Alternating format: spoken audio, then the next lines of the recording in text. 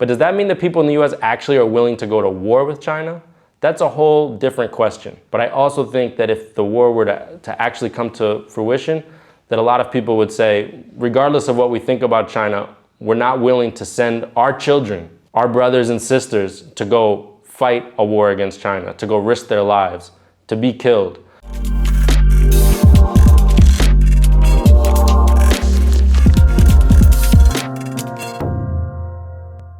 The US is a hypocritical society, if that was the one word, hypocrisy.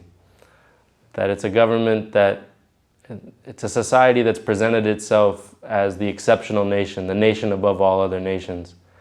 And yet, internally, inside the US, everything they accuse everyone else of, they practice at home. And sometimes to even greater degree. You know, there's 856 people were killed by the police in the United States last year.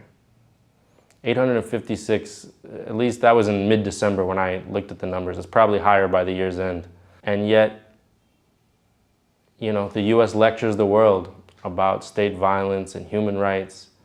It's as if the US is not a human rights violator.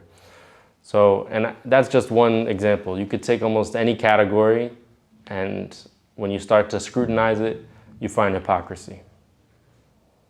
The US obscures its own history of modernization, in fact. People just think the US arrived as a modern society or something. You know, the US is founded by slaveholders, drug dealers. You know, they were selling tobacco and sugar. People were stealing the land.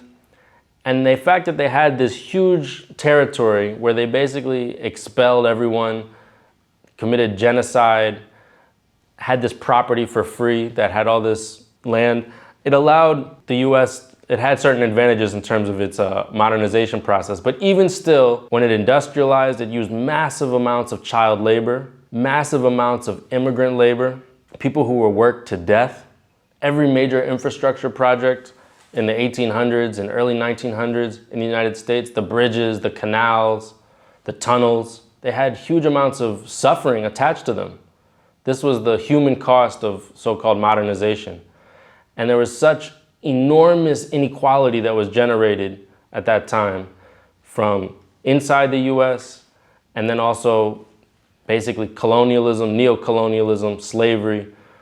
These are the sort of the preconditions for US modernization. But you know, the fact that China has basically done it in a few short decades compared to the length of time that the West modernized, and done it with, I would say, far less human suffering, and without basically extracting lots of value from the rest of the world, without colonialism, is an amazing achievement. And frankly, I think the one thing that gets underestimated about Chinese modernization is the role of the Communist Party of China. You know, the fact that you actually have a government that can set 5, 10, 15-year plans, can set goals that are 30, 50 years out, and then assess the political leadership at every level based on whether it's achieving those goals, is very different from the US political system, where a politician comes in, they have no interest in an infrastructure project that's going to be finished in 20 years or 10 years.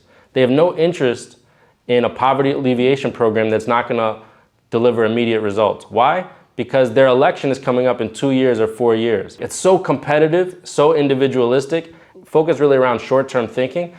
That's the reason why all the bridges are collapsing in the United States, why there's so many train derailments. I think that with the magnitude of the challenges, whether it's climate change, technology, you know, unemployment, all these different things, this is the moment in history where long-term planning is going to be heavily rewarded. I don't think a war between the US and China is totally inevitable. I think it is avoidable, but it's not avoidable unless there's a change in the form of government basically in the United States. I think both parties have a consensus right now that while they can disagree on almost any other issue, that if China is allowed to grow peacefully for the foreseeable future, that means the US will lose its place as the top dog in the whole world.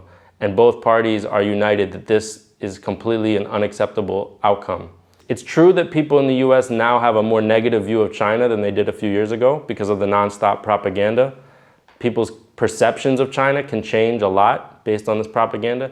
But does that mean that people in the US actually are willing to go to war with China? That's a whole different question. But I also think that if the war were to actually come to fruition, that a lot of people would say, regardless of what we think about China, we're not willing to send our children, our brothers and sisters, to go fight a war against China, to go risk their lives, to be killed. I think at that point, there would basically be a pre-revolutionary situation in the United States. And so that's why I think the US knows this, and they're trying to, instead of have actual war with China, what they're trying to do is increase the pressure on China, to encircle China, to use information war, hybrid war, financial war, to try to stimulate more contradictions inside of China. Once you start to let people know, well, actually the people in China, for whatever criticisms and problems they have and whatever debates there are, and of course there's lots of debates here, they support the government, they have trust in a lot of their institutions, higher levels of trust than we have in the West. That whole narrative of basically the US as the white knight, the humanitarian savior, it starts to fall apart. But I think as China emerges more and more in the world, it will become a reference point for many other countries that have a similar history of colonialism, especially how to overcome colonialism. So my hope is that China, again, can become a reference point for an alternative model. In Latin America and Africa, people are tired of a financial system where they become deeply indebted, where they are basically made to produce only one crop or one natural resource. They have no strategic leverage or advantage in the global trading system. And China represents an alternative. China represents usually better terms when it comes to loans, better trade agreements, less strings attached, more political autonomy where China doesn't try to, pick and choose who's going to lead the different governments of the global south. So if you're a government in Africa or Latin America, that's going to become very attractive after you've been dealing with the IMF for decades. It's not like any one country is perfect. But the whole narrative of neo-colonialism, that is an invention that is being designed to preserve Western hegemony in Africa. They see the writing on the wall. They see what is the global population going to look like in 50 years? It's going to be overwhelmingly Asian and African. And so how does the West maintain its domination if that's the case? The only way it can maintain its domination is if it gets the vast majority of people in Africa to distrust the people in Asia, and vice versa.